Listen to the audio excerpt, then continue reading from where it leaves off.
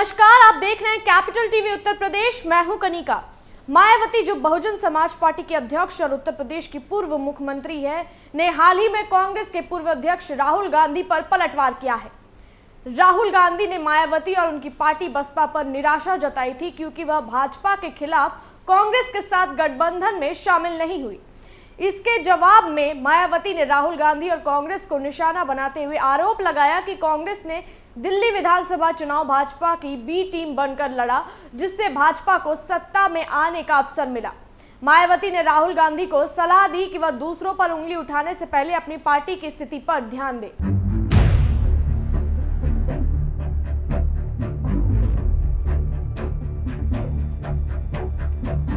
मायावती जो बहुजन समाज पार्टी के अध्यक्ष और उत्तर प्रदेश की पूर्व मुख्यमंत्री है, ने हाल ही में कांग्रेस के पूर्व अध्यक्ष राहुल गांधी पर जमकर पलटवार किया है।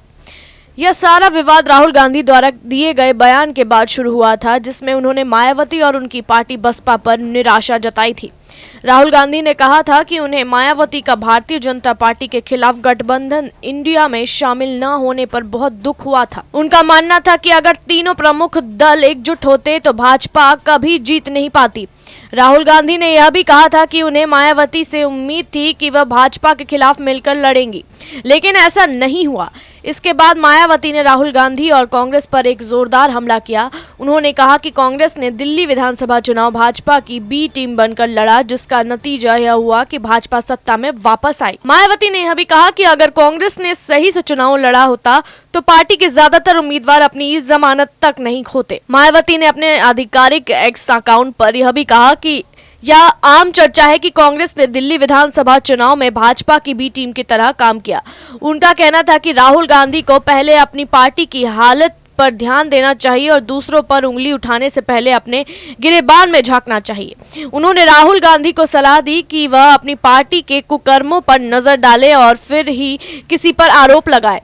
मायावती ने यह भी जोड़ा कि अगर कांग्रेस को लगता है कि वह भाजपा के खिलाफ जीत सकती है तो वह केवल अपनी गलतियों से सीखने की बजाय दूसरों पर आरोप लगाती रहती हैं। उन्होंने राहुल गांधी को यह भी याद दिलाया कि उन्हें अपनी पार्टी के मुद्दों को समझने और सुधारने की आवश्यकता है, बजाय इसके कि वह दूसरों को दोषी ठहराए। इस पूरे मामले में मायावती का संदेश साफ था कि कांग्रेस को अपनी नीति और रणनीति पर फिर से सोचने की जरूरत है और किसी को भी आलोचना करने से पहले अपनी पार्टी की स्थिति का आकलन करना चाहिए। उन्होंने राहुल गांधी को एक सलाह दी कि उन्हें अपनी पार्टी के कमजोर पहलुओं को सुधारने के बजाय दूसरों पर उंगली उठाने का तरीका छोड़ देना चाहिए।